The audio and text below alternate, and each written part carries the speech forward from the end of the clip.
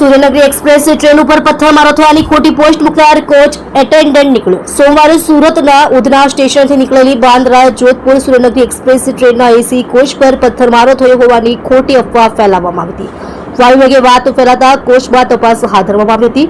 જોકે આ ઘટના એક અફવા હોવાનું સામે આવ્યું હતું। રેલવે પોલીસે તપાસ કરતા કોચ એટેન્ડન્ટે આ પ્રકારની પોસ્ટ મૂકી હતી, એટલે તેને અફવા ફેલાવવાના ગુનામાં ઝડપી પાડ્યો હતો। મળતી માહિતી પ્રમાણે બાંદ્રા ટર્મિનસથી ઉપડતી બાંદ્રા જોધપુર સુરેન્દ્રનગર એક્સપ્રેસ ટ્રેન સોમવારે 4:30 કલાક આસપાસ સુરતના ઉધના સ્ટેશનથી નીકળ્યા બાદ આ ટ્રેન પર ટોળાએ પથ્થરમારો કરવામાં આવ્યો હોવાની ખોટી પોસ્ટ કરવામાં આવી હતી।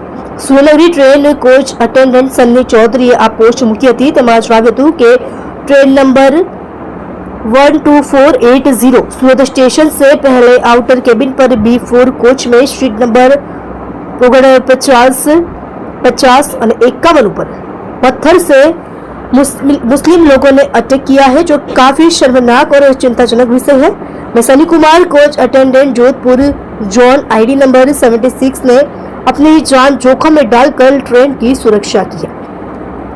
પોસ્ટમાં જણાવેલી હકીકતના આધારે ઘટનાની જાણ થતાં જો સુરત રેલવે પોલીસ સ્ટેશનના પોલીસ ઇન્સ્પેક્ટર અને આરપીએફ સ્ટાફ સુરત તાત્કાલિક સુરત અને ઉધના રેલવે સ્ટેશન વચ્ચે આંચવા રેલવે ઓવરબ્રિજ પાસે પહોંચી ગયા હતા। તપાસ કરતા રેલવે ટ્રેકની પૂર્વ સાઈડમાં મુસ્લિમ સમુદાયની દરગાહ આવેલી છે। શાહિદે મિલાદનો તહેવાર હોવાથી તેમનું જુલુસ રેલવે ગરણાની નીચેથી પસાર થઈ રહ્યું હોવાનું જણાયું હતું। રેલવે ટ્રેક ઉપર કોઈપણ સમુદાયના શખ્સો દેખાયા ન હતા। આજુબાજુના રહીશો તેમજ જુલુસ સાથે બંદોબસ્તમાં હાજર પોલીસ સ્ટાફને પણ પૂછતા તેમણે પણ અહીં ટ્રેન ઉપર પથ્થરમારાની કોઈ ઘટના બની નથી તેવી હકીકત જણાવતા આવી પોસ્ટ મૂકી કોચ અટેન્ડન્ટે અફવા ફેલાવી હોવાનું લાગ્યું હતું। સ્થળ નિરીક્ષણમાં પણ કંઈ નહીં મળ્યું।